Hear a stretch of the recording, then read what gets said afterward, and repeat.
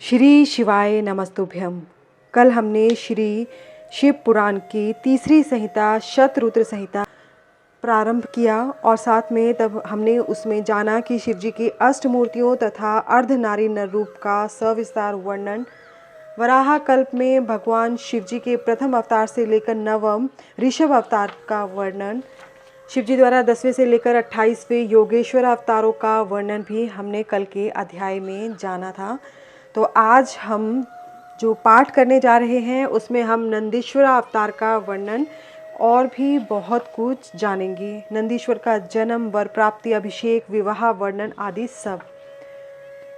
तो प्रारंभ करते हैं आज का पाठ। सबसे पहले बोलेंगे ओम नमः शिवाय। यहाँ तक 42 अवतारों का वर्णन किया गया जो हमने कल तक पढ़ा। अब नंदीश्वर अवतार का वर्णन किया जाता है। सनत कुमार जी ने पूछा, प्रभु आप महादेव के अंश से उत्पन्न होकर पीछे शिव को कैसे प्राप्त हुए थे? वह सारा वृतांत मैं सुनना चाहता हूँ, उसे वर्णन करने की कृपा करें। नंदीश्वर बोले, सर्वज्ञ सनत कुमार जी, मैं जिस प्रकार महादेव के अंश से जन्म लेकर शिव को प्राप्त हुआ उस प्रसंग का वर्णन करता हूँ, तुम सावधानी पूर्वक श्रवण करो। शिलाद नामक एक धर्मात्मा मुनि थे। पितरों के आदेश से उन्होंने अयोनिज सुव्रत मृत्युहीन पुत्र की प्राप्ति के लिए तप करके देवेश्वर इंद्र को प्रसन्न किया, परंतु देवेश्वर इंद्र ने ऐसा पुत्र प्रदान करने में अपने को असमर्थ बताकर सर्वेश्वर महाशक्ति संपन्न महादेव की आराधना करने का उपदेश दिया। तब शिलाद भगवान महादेव को प्रसन्न करने के लिए तप करने लगे। उनके तप से प्रसन्न होकर महादेव वहां पधारे और महासमाधि मगन शिलाद को थपथपाकर जगाया। तब शिलाद ने शिव का स्तवन किया और भगवान शिव के उन्हें वर देने को प्रस्तुत होने पर उनसे कहा, प्रभु मैं आपके ही समान मृत्युहीन अयोनिज पुत्र चाहता हूँ। तब शिवजी प्रसन्न होकर मुनि से बोले। शिवजी ने कहा, तपोधन विप्र, पूर्व काल में ब्रह्मा जी ने, मुनियों ने तथा बड़े बड़े देवताओं ने मेरे अवतार धारण करने के लिए तपस्या द्वारा मेरी आराधना की थी। इसलिए मुने, यद्यपि मैं सारे जगत का पिता हूँ, फिर भी तुम मेरे पिता बनोगे और मैं तुम्हारा अयोनिज पुत्र होऊंगा और मेरा नाम नंदी होगा। नंदीश्वर जी कहते हैं, मुने, यो कहकर कृपालु शंकर ने अपने चरणों में प्रणिपात करके सामने खड़े हुए शिलाद मुनि की ओर कृपा दृष्टि से देखा और उन्हें ऐसा आदेश दे वे तुरंत ही उमा सहित वहीं अंतर्धान हो गए। महादेव जी के चले जाने के पश्चात महामुनि शिलाद ने अपने आश्रम में आकर ऋषियों से वह सारा वृतांत कह सुनाया।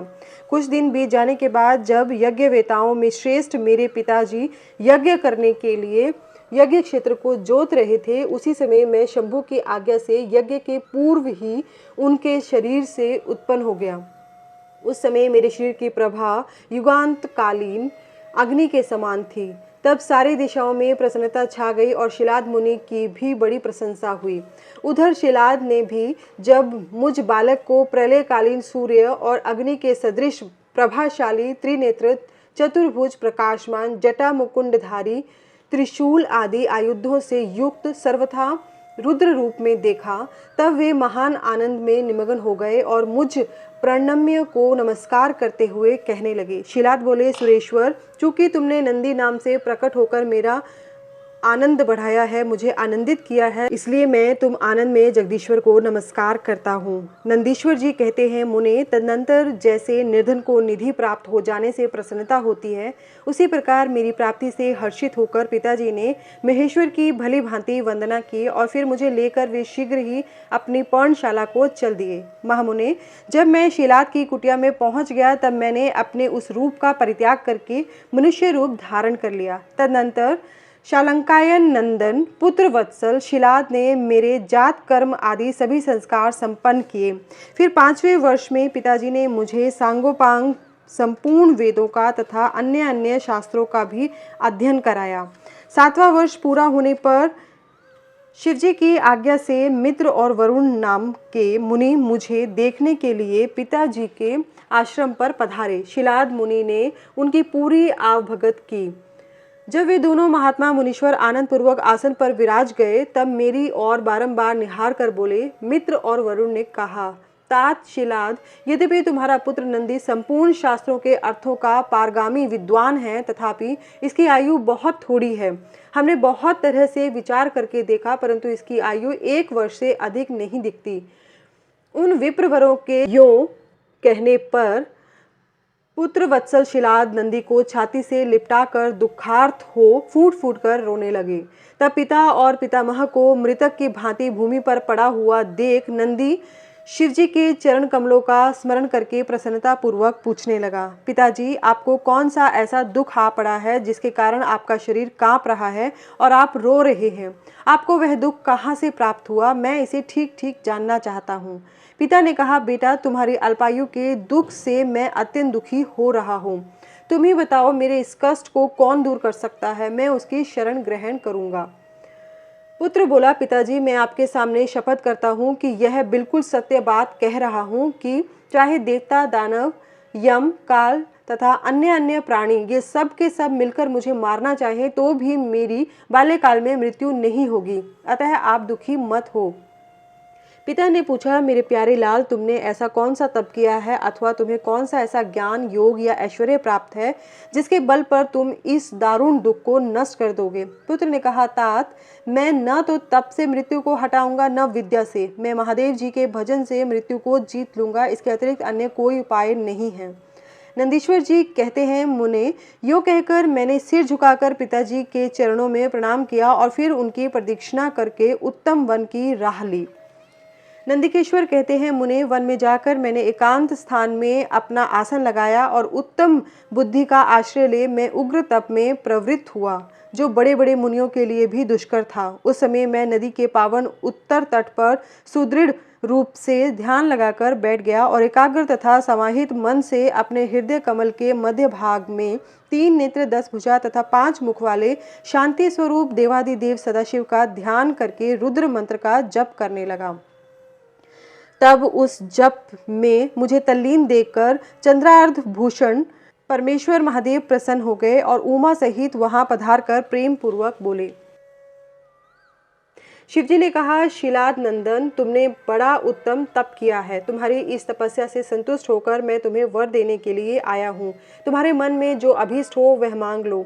महादेव जी के यूँ कहने पर मैं सिर के बल उनके चरणों में लौट गया और फिर बुढ़ापा तथा शोक का विनाश करने वाले परमेशान की स्तुति करने लगा। तब परम कष्टहारी वृषभ ध्वज परमेश्वर शंभु ने मुझ परम भक्ति संपन्न नंदी को, जिसके नेत्रों में आंसू छलक आए थे और जो सिर के बल चरणों में पड़ा था, अपने दोनों हाथों से पकड़कर उठा लिया और शरीर पर हाथ फेरने लगे।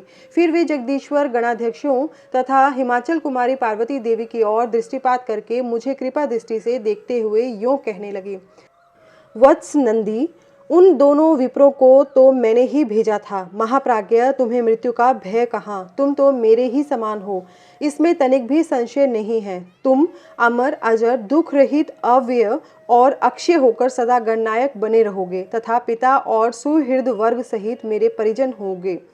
तुम में मेरे ही समान बल होगा। तुम नित्य मेरे पाशर भाग में स्थित रहोगे और तुम पर निरंतर मेरा प्रेम बना रहेगा। मेरी कृपा से जन्म, जरा और मृत्यु तुम पर अपना प्रभाव नहीं डाल सकेंगे। नंदीश्वर जी कहते हैं, मुने, यों कहकर कृपा सागर शंभु ने कमलों की बनी हुई अपनी शिरोमाला को उतार कर तुरंत ही मेरे गले में डाल दिया। विप्रवर उस शुभ माला के गले में पड़ते ही मैं 3 नेत्र तथा 10 भुजाओं से संपन्न हो गया तथा दिव्य शंकर सा प्रतीत होने लगा। तदनंतर परमेश्वर शिव ने मेरा हाथ पकड़कर पूछा, बताओ अब तुम्हें कौन सा उत्तम वर दूं? फिर उन वृषभ ध्वज ने अपनी जटा में स्थित हार के समान निर्मल जल को हाथ में ले तुम नदी हो जाओ यों कहकर उसे छोड़ दिया। तब वह जल उत्तम ढंग से बहने वाला स्वच्छ जल से परिपूर्ण महान वेगशालिनी दिव्य रूपा 5 सुंदर नदियों के रूप में परिवर्तित हो गया। उनके नाम है जटोदका, त्रिस्त्रोता, वृषध्वनि, स्वर्णोदका और जम्बू नदी। मुने, यह 5 नद शिव के पृष्ठ भाग की भांति परम शुभ हैं।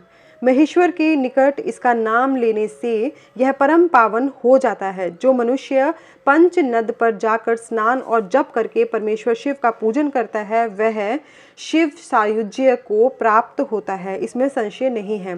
तत्पश्चात शंभु ने उमा से कहा, अव्यये, मैं नंदी का अभिषेक करके इसे गणाध्यक्ष बनाना चाहता हूँ। इस विषय में तुम्हारी क्या राय है? तब उमा बोली, देवेश, आप नंदी को गणाध्यक्ष पद प्रदान कर सकते हैं, क्योंकि परमेश्वर यह शिलाद नंदन मेरे लिए पुत्र सरीखा है, इसलिए नाथ यह मुझे बहुत ही प्यारा है।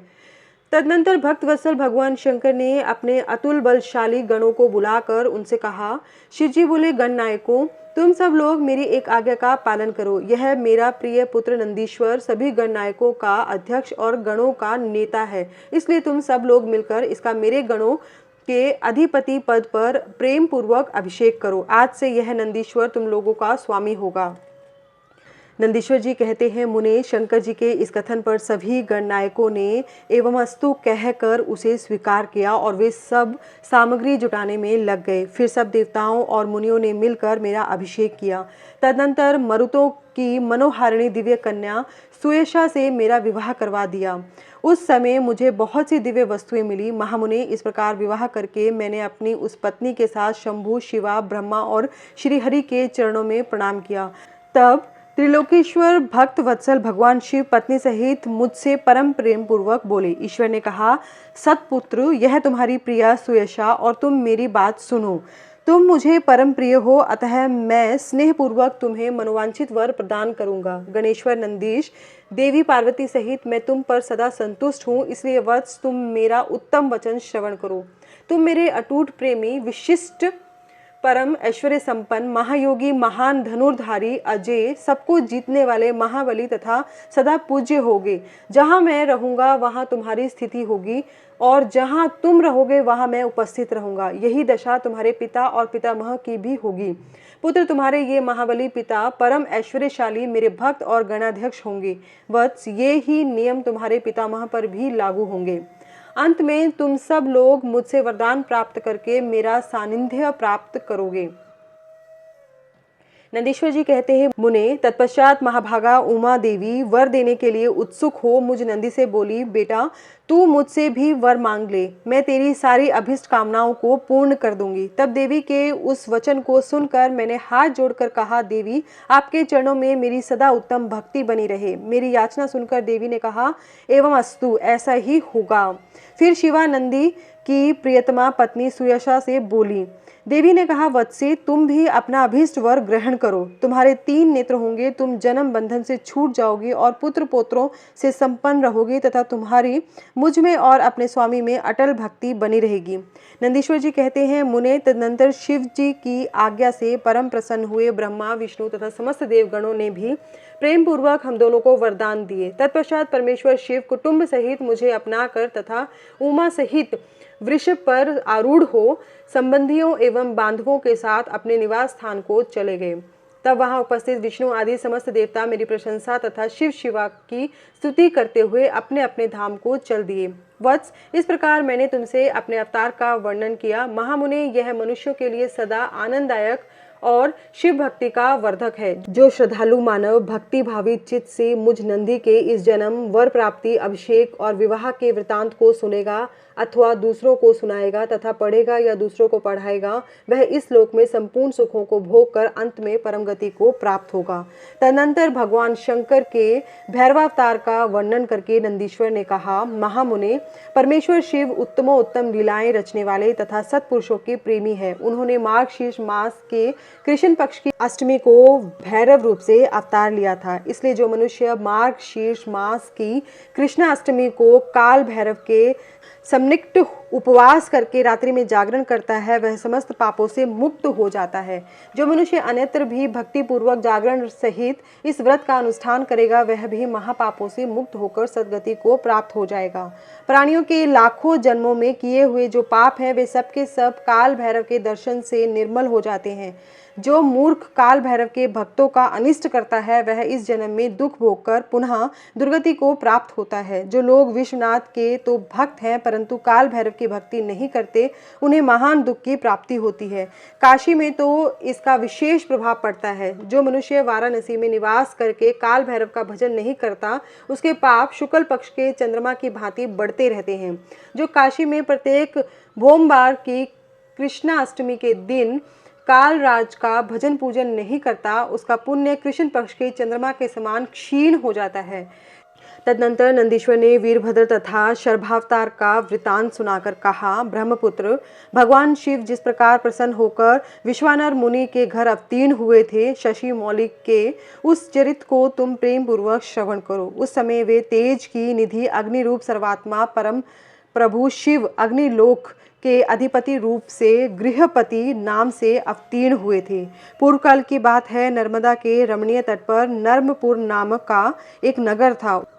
उसी नगर में विश्वानर नाम के एक मुनि निवास करते थे। उनका जन्म शांडिल्य गोत्र में हुआ था। वे परम पावन पुण्यात्मा, शिव भक्त, ब्रह्म तेज के निधि और जितेंद्रिय थे।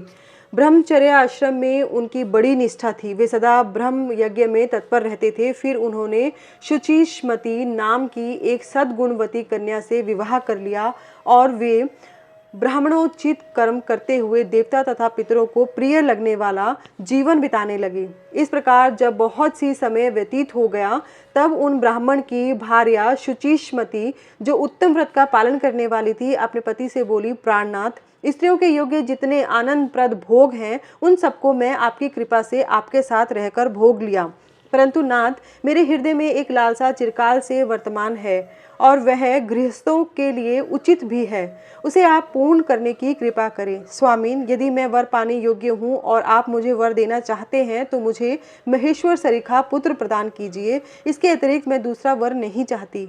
नंदीश्वर जी कहते हैं, मुने, पत्नी की बात सुनकर पवित्र व्रत पारायण ब्राह्मण विश्वानर क्षण भर के लिए समाधिस्थ हो गए तथा हृदय में यों विचार करने लगे, अहो, मेरी इस सूक्ष्मांगी पत्नी ने कैसा अत्यंत दुर्लभ वर मांगा है। यह तो मेरे मनोरथ पद से बहुत दूर है।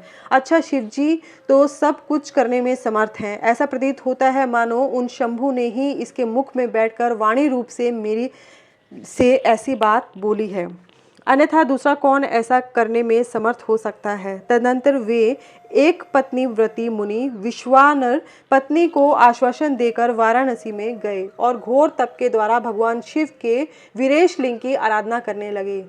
इस प्रकार उन्होंने एक वर्ष पर्यंत भक्ति पूर्वक उत्तम वीरेश लिंग की त्रिकाल अर्चना करते हुए अद्भुत तप किया। 13वां मास आने पर एक दिन वे द्विजवर प्रातः काल त्रिपथगामिनी गंगा के जल में स्नान करके ज्यों ही वीरेश के निकट पहुंचे, त्यों ही उन तपोधन को उस लिंग के मध्य एक 8 वर्षीय विभूति भूषित बालक दिखाई दिया। उस नग्न शिशु के नेत्र कानों तक फैले हुए थे, होठों पर गहरी लालिमा छाई हुई थी, मस्तक पर पीले रंग की सुंदर जटा सुशोभित थी और मुख पर हंसी खेल रही थी। वह शैशवोचित अलंकार और चिता भस्म धारण किए हुए था तथा अपनी लीला से हंसता हुआ श्रुति सूक्तों का पाठ कर रहा था। उस बालक को देखकर विश्वानर मुनि कृतार्थ हो गए और आनंद के कारण उसका शरीर रोमांचित हो उठा और बारंबार नमस्कार है यूं उनका हृदयोद्गार फूट पड़ा। फिर वे अभिलाषा पूर्ण करने वाले 8 पद्यों द्वारा बाल रूपी धारी परमानंद स्वरूप शंभु का स्तवन करते हुए बोले।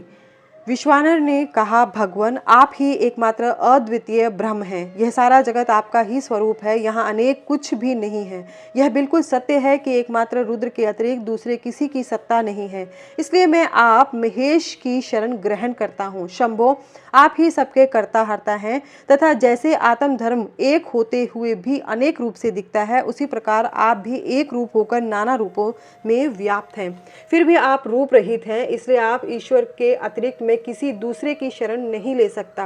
जैसे रज्जु में सर्प, सीपी में चांदी और मृग मरीचिका में जल प्रवाह का भान मिथ्या है, उसी प्रकार जिसे जान लेने पर यह विश्व प्रपंच मिथ्या भासित होता है, उन महेश्वर की मैं शरण लेता हूँ। शंभो, जल में जो शीतलता, अग्नि में दाहकता, सूर्य में गर्मी, चंद्रमा में आह्लादकारिता, पुष्प में गंध और दुग्ध में घी वर्तमान है, वह आपका ही स्वरूप है। अतः मैं आपके शरण हूँ।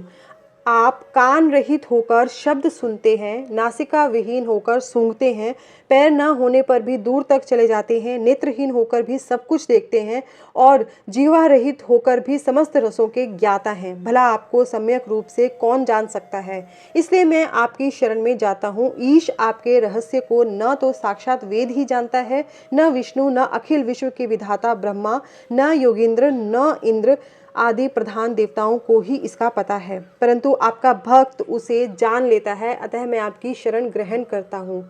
ईश, न तो आपका कोई गोत्र है, न जन्म है, न नाम है, न रूप है, न शील है और न देश है। ऐसा होने पर भी आप त्रिलोकी के अधीश्वर तथा संपूर्ण कामनाओं को पूर्ण करने वाले हैं, इसलिए मैं आपका भजन करता हूँ।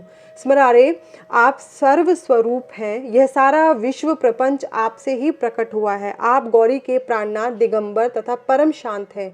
बाल, युवा और वृद्ध रूप में आप ही वर्तमान हैं। ऐसी कौन सी वस्तु है जिसमें आप व्याप्त न हो, अतः मैं आपके चरणों में नतमस्तक हूँ।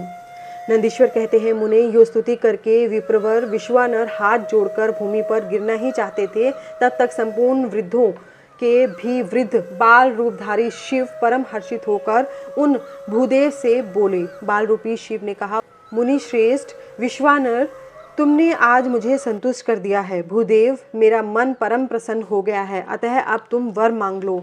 यह सुनकर मुनिश्रेष्ठ विश्वानर कृतकृत्य हो गए और उनका मन हर्षमगन हो गया। तब वे उठकर बाल रूपधारी शंकर जी से बोले। विश्वानर ने कहा, प्रभावशाली महेश्वर, आप तो सर्वांतर्यामी, ऐश्वर्य संपन्न, सर्व और भक्तों को सब कुछ दे डालने वाले हैं। भला आप सर्वज्ञ से कौन सी बात छिपी है?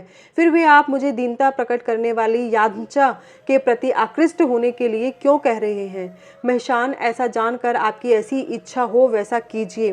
नंदीश्वर जी कहते हैं, मुने, पवित्र व्रत में तत्पर शिवानर के उस वचन को सुनकर पावन शिशु रूपधारी महादेव हंसकर विश्वानर से बोले, शुचे, तुमने अपने हृदय में अपनी पत्नी सुचिष्मति के प्रति जो अभिलाषा कर रखी है, वह निसंदेह थोड़े ही समय में पूर्ण हो जाएगी। महामते, मैं सुचिष्मति के गर्भ से तुम्हारे पुत्र होकर प्रकट होऊंगा। मेरा नाम गृहपति होगा। मैं परम पावन तथा समस्त देवताओं के लिए प्रिय होऊंगा। जो मनुष्य 1 वर्ष तक शिवजी के सन्निकट तुम्हारे द्वारा कथित इस पुण्य में अभिलाषाष्टक स्तोत्र का तीनों काल पाठ करेगा, उसकी सारी अभिलाषाएं यह पूर्ण कर देगा। इस स्तोत्र का पाठ पुत्र, पौत्र और धन का प्रदाता, सर्वथा शांति कारक, सारी विपत्तियों का विनाशक, स्वर्ग और मोक्ष रूप संपत्ति का कर्ता तथा समस्त कामनाओं को पूर्ण करने वाला है। निसंदेह यह अकेला ही समस्त स्तोत्रों के समान है। नंदीश्वर जी कहते हैं, मुने, इतना कहकर बाल रूपधारी शंभु, जो सत्पुरुषों की गति हैं, अंतर्धान हो गए। तब विप्रवर विश्वानर भी प्रसन्न मन से अपने घर को लौट गए। नंदीश्वर जी कहते हैं, मुने, घर आकर उस ब्राह्मण ने बड़े हर्ष के साथ अपनी पत्नी से वह सारा वृतांत कह सुनाया। उसे सुनकर विप्र पत्नी शुचिष्मति को महान आनंद प्राप्त हुआ। वह अत्यंत प्रेम पूर्वक अपने भाग्य की सराहना करने लगी। तदनंतर समय आने पर ब्राह्मण द्वारा विधि पूर्वक गर्भाधान कर्म संपन्न किए जाने पर वह नारी गर्भवती हुई। फिर उन विद्वान मुनि ने गर्भ के स्पंदन करने से पूर्व ही पुंसत्व की वृद्धि के लिए गृह सूत्र में वर्णित विधि के अनुसार सम्यक रूप से पुंसवन संस्कार किया। तत्पश्चात 8वां महीना आने पर कृपालु विश्वानर ने सुखपूर्वक प्रसव होने के अभिप्राय से गर्भ के रूप में समृद्धि करने वाला सीमंत संस्कार संपन्न कराया। तदनुपरांत ताराओं के अनुकूल होने पर जब बृहस्पति केंद्रवर्ती हुए और शुभ ग्रहों का योग आया, तब शुभ लगन में भगवान शंकर, जिनके मुख की कांति पूर्णिमा के चंद्रमा के समान है तथा जो अरिष्ट रूपी दीपक को बुझाने वाले समस्त अरिष्टों के विनाशक हैं, भू, भुव, स्वः तीनों लोकों के निवासियों को सब तरह से सुख देने वाले हैं, उस सुचिष्मति के गर्भ से पुत्र रूप में प्रकट हुए। उस समय गंध को वहन करने वाले वायु के वाहक मेघ दिशा रूपी बंधुओं के मुख पर वस्त्र से बन गए, अर्थात चारों ओर काली घटा उमड़ आई। वे घनघोर बादल उत्तम गंध वाले पुष्प समूहों की वर्षा करने लगे। देवताओं की दुदुम्बियां बजने लगी। चारों ओर दिशाएं निर्मल हो गई। प्राणियों के मनों के साथ साथ सरिताओं का जल भी निर्मल हो गया। प्राणियों की वाणी सर्वथा कल्याणी और प्रिय भाषिनी हो उठी। संपूर्ण प्रसिद्ध ऋषि मुनि तथा देवता, यक्ष, किन्नर, विद्याधर आदि मंगल द्रव्य ले लेकर पधारे। स्वयं ब्रह्मा जी ने नम्रता पूर्वक उसका जात कर्म संस्कार किया और उस बालक के रूप तथा वेद का विचार करके यह निश्चय किया कि इसका नाम गृहपति होना चाहिए। फिर 11वें दिन उन्होंने नामकरण की विधि के अनुसार वेद मंत्रों का उच्चारण करते हुए उसका गृहपति ऐसा नामकरण किया। तत्पश्चात सबके पितामह ब्रह्मा चारों वेदों में कथित आशीर्वादात्मक मंत्रों द्वारा उसका अभिनंदन करके हंस पर आरूढ़ हो अपने लोक को चले गए। तदुपरांत शंकर भी लौकिकी गति का आश्रय ले उस बालक की उचित रक्षा का विधान करके अपने वाहन पर चढ़कर अपने धाम को पधार गए। इसी प्रकार श्रीहरि ने भी अपने लोक की राह ली। इस प्रकार सभी देवता, ऋषि, मुनि आदि भी प्रशंसा करते हुए अपने अपने स्थान को पधार गए। तदनंतर ब्राह्मण देवता ने यथा समय सब संस्कार करते हुए बालक को वेदा अध्ययन कराया। तत्पश्चात नवा वर्ष आने पर माता पिता की सेवा में तत्पर रहने वाले शिवानर नंदन गृहपति को देखने के लिए वहां नारद जी पधारे। बालक ने माता पिता सहित नारद जी को प्रणाम किया। फिर नारद जी ने बालक की हस्तरेखा, जिह्वा, तालु आदि देखकर कहा, मुनि विश्वानर, मैं तुम्हारे पुत्र के लक्षणों का वर्णन करता हूँ, तुम आदर पूर्वक उसे श्रवण करो। तुम्हारा यह पुत्र परम भाग्यवान है। इसके संपूर्ण अंगों के लक्षण शुभ हैं, किंतु इसके सर्वगुण संपन्न संपूर्ण शुभ लक्षणों में समन्वित और चंद्रमा के समान संपूर्ण निर्मल कलाओं से सुशोभित होने पर भी विधाता ही इसकी रक्षा करे। इसलिए सब तरह के उपायों द्वारा इस शिशु की रक्षा करनी चाहिए, क्योंकि विधाता के विपरीत होने पर गुण भी दोष हो जाता है। मुझे शंका है कि इसके 12वें वर्ष में इस पर बिजली अथवा अग्नि द्वारा विघ्न आएगा। यो कहकर नारद जी जैसे आए थे वैसे ही देवलोक को चले गए। शरद कुमार जी कहते हैं, नारद जी का कथन सुनकर पत्नी सहित शिवानर ने समझ लिया कि यह तो बड़ा भयंकर वज्रपात हुआ। फिर वे हाय मैं मारा गया यूं कहकर छाती पीटने लगे और पुत्र शोक से व्याकुल होकर गहरी मूर्छा के वशीभूत हो गए। उधर सुचिष्मति भी दुख से पीड़ित हो अत्यंत ऊंचे स्वर से हाहाकार करती हुई डांट मारकर रो पड़ी। उसकी सारी इंद्रियां अत्यंत व्याकुल हो उठी। तब पत्नी के आर्तनाद को सुनकर विश्वानर भी मूर्छा त्याग कर उठ बैठे और यह क्या है, क्या हुआ, यो उच्च स्वर से बोलते हुए कहने लगे, गृहपति, जो मेरा बाहर विचरने वाला प्राण, मेरी सारी इंद्रियों का स्वामी तथा मेरे अंतरात्मा में निवास करने वाला है, कहाँ है? तब माता पिता को इस प्रकार अत्यंत शोकग्रस्त देखकर शंकर के अंश से उत्पन्न हुआ वह बालक गृहपति मुस्कुराकर बोला। गृहपति ने कहा, माता जी और पिताजी, बताइए इस समय आप लोगों के रोने का क्या कारण है? किस लिए आप लोग फूट फूट कर रो रहे हैं? कहाँ से ऐसा भय आप लोगों को प्राप्त हुआ है? यदि मैं आपकी चरण रेणुओं से अपने शरीर की रक्षा कर लूं तो मुझ पर काल भी अपना प्रभाव नहीं डाल सकता। फिर इस तुच्छ, चंचल एवं अल्प बल वाली मृत्यु की तो बात ही क्या है। माता पिताजी, आप मेरी प्रतिज्ञा सुनिए। यदि मैं आप लोगों का पुत्र हूं तो ऐसा प्रयत्न करूंगा जिससे मृत्यु भी भयभीत हो जाएगी। मैं सत्पुरुषों को सब कुछ दे डालने वाले सर्वज्ञ मृत्युंजय की भली भांति आराधना करके महाकाल को भी जीत लूंगा। यह मैं आप लोगों से बिल्कुल सत्य कह रहा हूँ। नंदीश्वर जी कहते हैं, मुने तब वे द्विज दंपति जो शोक से संतप्त हो रहे थे, गृहपति के ऐसे वचन जो अकाल में हुई अमृत की घनघोर वृष्टि के समान थे, सुनकर संताप रहित हो कहने लगे, बेटा तू उन शिव की शरण में जा जो ब्रह्मा आदि के भी कर्ता, मेघ वाहन, आनंद कंद ही है। वे कहने लगे, अहो आज मुझे जो सर्वव्यापी श्रीमान विश्वनाथ का दर्शन प्राप्त हुआ है, इसलिए इस चराचर त्रिलोकी में मुझसे बढ़कर धन्यवाद का पात्र दूसरा कोई नहीं है। जान पड़ता है मेरा भाग्योदय होने से ही उन दिनों में महर्षि नारद ने आकर वैसी बात कही थी, जिसके कारण आज मैं कृतकृत्य हो रहा हूँ।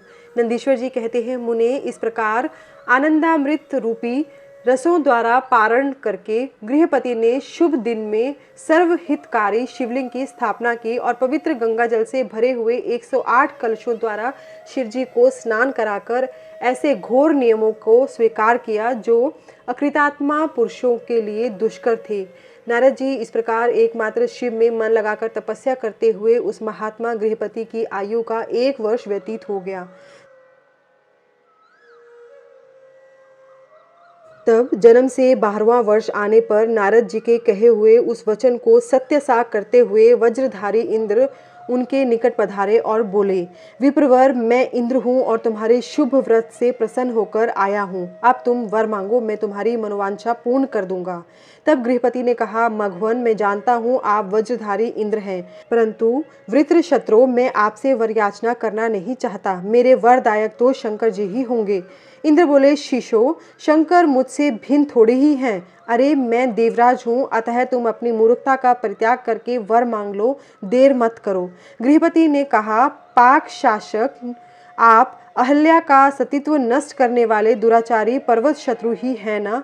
आप जाइए, क्योंकि मैं पशुपति के अतिरिक्त किसी अन्य देव के सामने स्पष्ट रूप से प्रार्थना करना नहीं चाहता। नंदीश्वर जी कहते हैं, मुने, गृहपति के उस वचन को सुनकर इंद्र के नेत्र क्रोध से लाल हो गए। वे अपने भयंकर वज्र को उठाकर उस बालक को डराने धमकाने लगे। तब बिजली की ज्वालाओं से व्याप्त उस वज्र को देखकर बालक गृहपति को नारद जी के वाक्य स्मरण हो आए। फिर तो वे भय से व्याकुल होकर मूर्छित हो गए। तदनंतर अज्ञान अंधकार को दूर भगाने वाले गौरीपति शंभु वहां प्रकट हो गए और अपने हस्त स्पर्श से उसे जीवन दान देते हुए बोले, वत्स उठ उठ, तेरा कल्याण हो। तब रात्रि के समय मुंदे हुए कमल की तरह उसके नेत्र कमल खुल गए और उसने उठकर अपने सामने सैकड़ों सूर्यों से भी अधिक प्रकाशमान शंभु को उपस्थित देखा। उनके ललाट में तीसरा नेत्र चमक रहा था, गले में नीला चिन्ह था, ध्वजा पर वृषभ का स्वरूप दिख रहा था, वामांग में गिरिजा देवी विराजमान थी, मस्तक पर चंद्रमा सुशोभित था, बड़ी बड़ी जटाओं से उनकी अद्भुत शोभा हो रही थी। वे अपने आयुध, त्रिशूल और आजगर धनुष धारण किए हुए थे। कपूर के समान गौरवर्ण का शरीर अपनी प्रभा बिखेर रहा था। वे गज चर्म लपेटे हुए थे।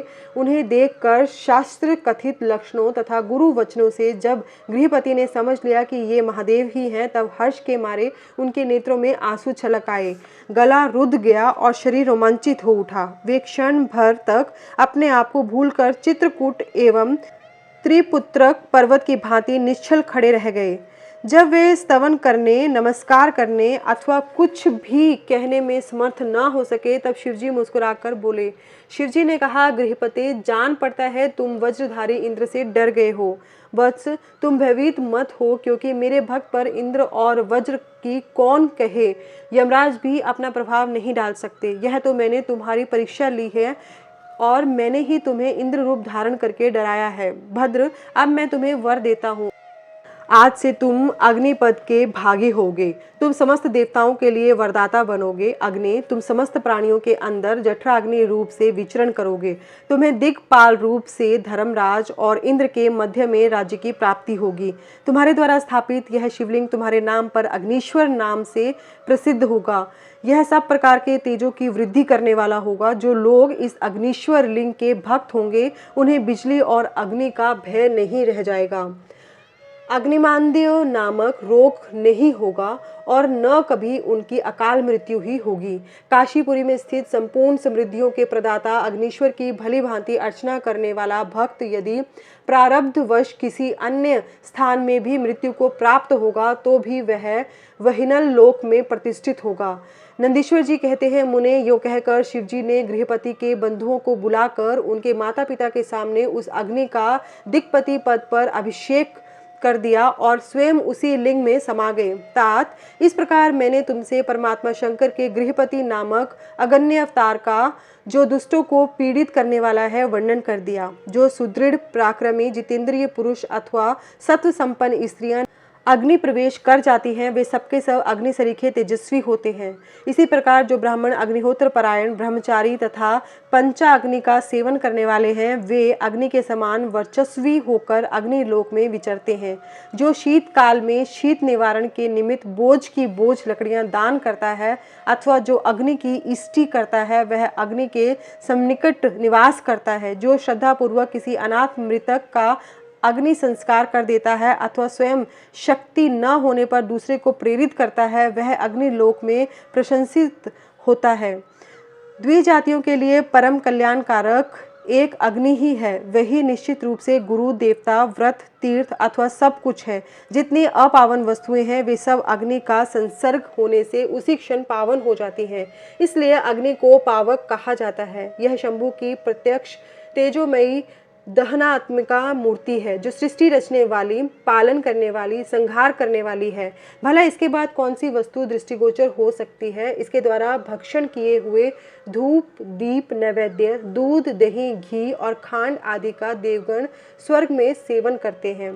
तदनंतर यज्ञेश्वर अवतार की बात कहकर नंदीश्वर ने कहा, मुने, अब शंकर जी के उपासना कांड द्वारा सेवित महाकाल आदि 10 अवतारों का वर्णन भक्ति पूर्वक श्रवण करो। उनमें पहला अवतार महाकाल नाम से प्रसिद्ध है, जो सत्पुरुषों को भोग और मोक्ष प्रदान करने वाला है। उस अवतार की शक्ति भक्तों की मनोवांछा पूर्ण करने वाली महाकाली है। दूसरा तार नामक अवतार हुआ, जिसकी शक्ति तारा देवी हुई। वे दोनों भुक्ति मुक्ति के प्रदाता तथा अपने सेवकों के लिए सुखदायक हैं। बाल भुवनेश नाम से तीसरा अवतार हुआ, उसमें बाला भुवनेशी शिवा शक्ति हुई, जो सज्जनों को सुख देने वाली है। चौथा भक्तों के लिए सुखद तथा भोग मोक्ष प्रदायक षोडश श्री विद्येश नामक अवतार हुआ और षोडशी श्री विद्या शिवा उसकी शक्ति हुई। पांचवा अवतार भैरव नाम से प्रसिद्ध हुआ, जो सर्वदा भक्तों की कामनाओं को पूर्ण करने वाला है। इस अवतार की शक्ति का नाम है भैरवी गिरिजा, जो अपने उपासकों को अभिष्ट दायिनी है।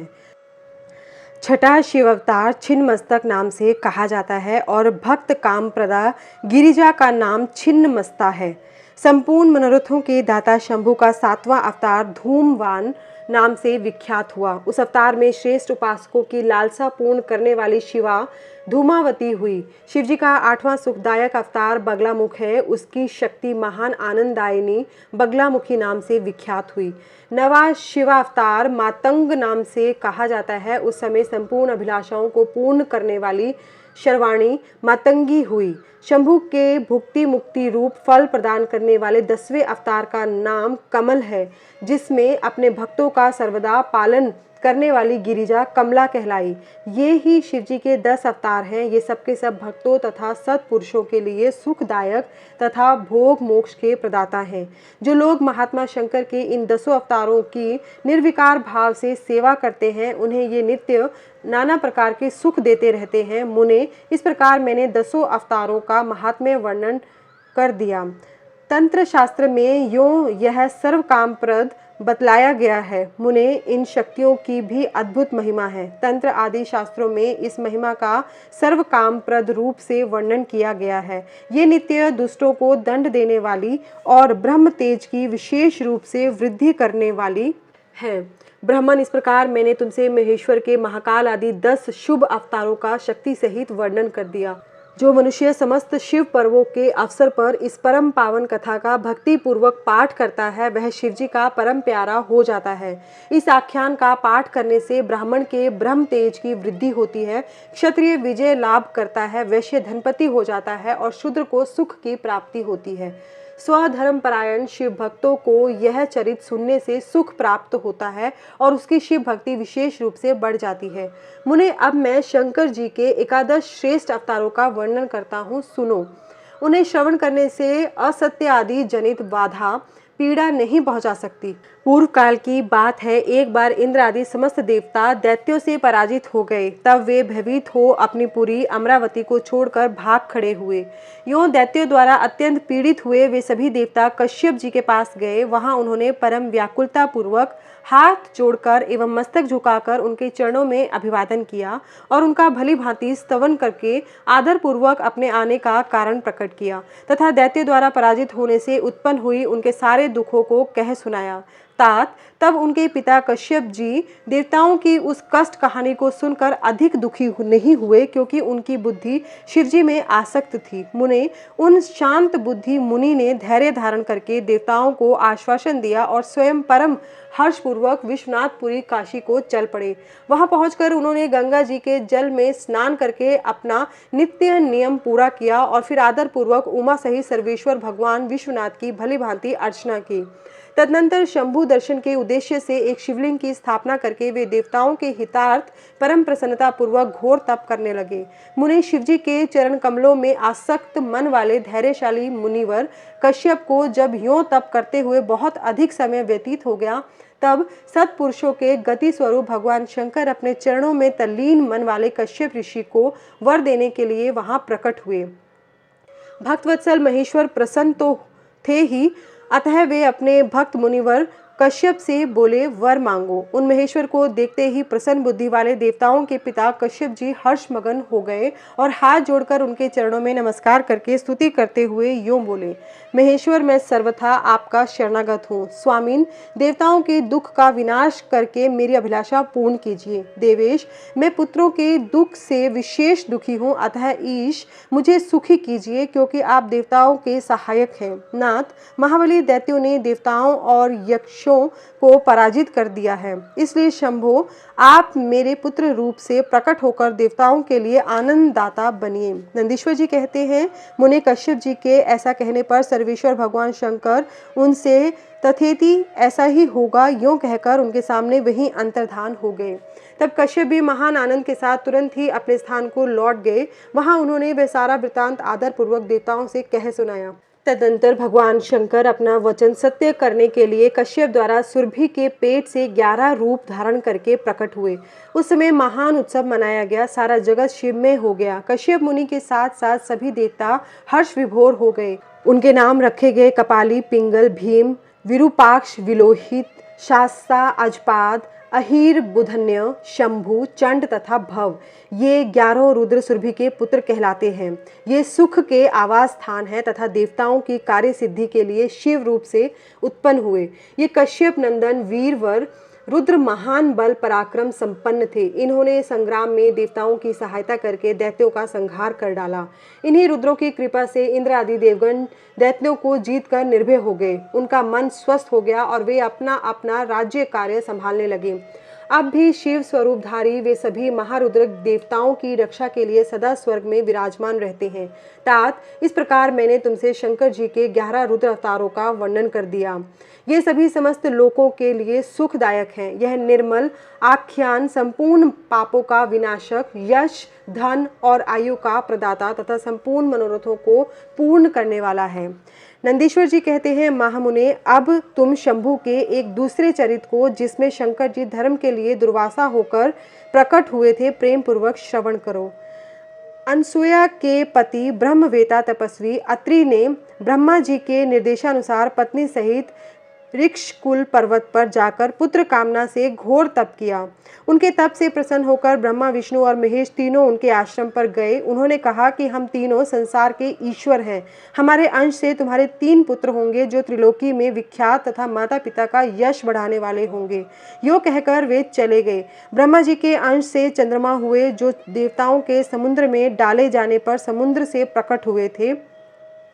विष्णु के अंश से श्रेष्ठ संन्यास पद्धति को प्रचलित करने वाले दत्त उत्पन्न हुए और रुद्र के अंश से मुनिवर दुर्वासा ने जन्म लिया। इन दुर्वासा ने महाराज अम्बरीश की परीक्षा की थी। जब सुदर्शन चक्र ने इनका पीछा किया, तब शिवजी के आदेश से अम्बरीश के द्वारा प्रार्थना करने पर चक्र शांत हुआ। इन्होंने भगवान राम की परीक्षा की। काल ने मुनि का वेश धारण करके श्री राम के साथ एक शर्त की थी कि मेरे साथ बात करते समय श्री राम के पास कोई न आए, जो आएगा उसका निर्वासन कर दिया जाएगा। दुर्वासा जी ने हट करके लक्ष्मण को भेजा, तब श्री राम ने तुरंत लक्ष्मण का त्याग कर दिया। इन्होंने भगवान श्री कृष्ण की परीक्षा की और इनको श्री रुक्मिणी सहित रथ में जोता। इस प्रकार दुर्वासा मुनि ने अनेक विचित्र चरित्र किए। मुने, अब इसके बाद तुम हनुमान जी का चरित्र श्रवण करो। हनुमद्रुप से शिवजी ने बड़ी उत्तम लीलाएं की। विप्रवर, इसी रूप से महेश्वर ने भगवान राम का परम हित किया था। वह सारा चरित्र सब प्रकार के सुखों का दाता है, उसे तुम प्रेम पूर्वक सुनो। एक समय की बात है, जब अत्यंत अद्भुत लीला करने वाले गुणशाली भगवान शंभु को विष्णु के मोहिनी रूप का दर्शन प्राप्त हुआ, तब वे कामदेव के बाणों से आहत हुए की तरह क्षुब्ध हो उठे। उस समय उन परमेश्वर ने राम कार्य की सिद्धि के लिए अपना वीर्यपात किया। तब सप्त ऋषियों ने उस वीर्य को पत्र पुटक में स्थापित कर लिया, क्योंकि शिवजी ने ही राम कार्य के लिए आदर पूर्वक उनके मन में प्रेरणा की थी। तत्पश्चात उन महर्षियों ने शंभु के उस वीर्य को राम कार्य की सिद्धि के लिए गौतम कन्या अंजनी में कान के रास्ते स्थापित कर दिया। तब समय आने पर उस गर्भ से शंभु महान बल पराक्रम संपन्न वानर शरीर धारण करके उत्पन्न हुए। उनका नाम हनुमान रखा गया। महाबली कपीश्वर हनुमान जब शिशु ही थे, उसी समय उदय होते हुए सूर्यबिंब को छोटा सा फल समझकर तुरंत ही निगल गए। जब देवताओं ने उनकी प्रार्थना की, तब उन्होंने उसे महाबली सूर्य जानकर उगल दिया। तब देवऋषियों ने उन्हें शिव का अवतार माना और बहुत सा वरदान दिया। तदनंतर हनुमान अत्यंत हर्षित होकर अपनी माता के पास गए और उन्होंने यह सारा वृतांत आदर पूर्वक कह सुनाया। फिर माता की आज्ञा से धीर वीर कपि हनुमान ने नित्य सूर्य के निकट जाकर उनसे अनायास ही सारी विद्याएं सीख ली। तदनंतर रुद्र के अंशभूत कपि श्रेष्ठ हनुमान सूर्य की आज्ञा से सूर्यांश से उत्पन्न हुए सुग्रीव के पास चले गए। इसके बाद उन्हें अपनी माता से भी अनुज्ञा मिल चुकी थी। तदनंतर नंदीश्वर ने भगवान राम का संपूर्ण चरित्र संक्षेप से वर्णन करके कहा, मुने, इस प्रकार कपिश्रेष्ठ हनुमान ने सब तरह से श्री राम का कार्य पूरा किया, नाना प्रकार की लीलाएं की, असुरों का मान मर्दन किया, भूतल पर राम भक्ति की स्थापना की और स्वयं भक्ताग्रगण्य होकर सीता राम को सुख प्रदान किया। वे रुद्रावतार ऐश्वर्यशाली हनुमान लक्ष्मण के प्राणदाता, संपूर्ण देवताओं के गर्भहारी और भक्तों का उद्धार करने वाले हैं। महावीर हनुमान सदा राम कार्य में तत्पर रहने वाले, लोक में रामदूत नाम से विख्यात, दैत्यों के संहारक और भक्त वत्सल हैं। तात, इस प्रकार मैंने हनुमान जी का श्रेष्ठ चरित्र, जो धन, कीर्ति और आयु का वर्धक तथा संपूर्ण अभिष्ट फलों का दाता है, तुमसे वर्णन कर दिया। जो मनुष्य इस चरित्र को भक्ति पूर्वक सुनता है अथवा समाहित चित्त से दूसरे को सुनाता है, वह इस लोक में संपूर्ण भोगों को भोग कर अंत में परम मोक्ष को प्राप्त कर लेता है। नमः शिवाय। यहीं पर श्री शिव पुराण की तीसरी संहिता शतरुद्र संहिता का 20वां अध्याय समाप्त होता है। कल के अध्याय में हम जानेंगे कि शिवजी का पिपलाद अवतार के प्रसंग में देवताओं की दधीची मुनि से अस्थि याचना और फिर दधीची मुनि का शरीर त्याग, वज्र निर्माण किया गया और उससे फिर वृत्रासुर का वध किया गया, सुवर्चा का देवताओं को उसके बाद श्राप दिया गया और उसके बाद पिपलाद का जन्म हुआ और उनका विस्तृत वृत्तांत कल के अध्याय में हम जानेंगे। हर हर महादेव। धन्यवाद।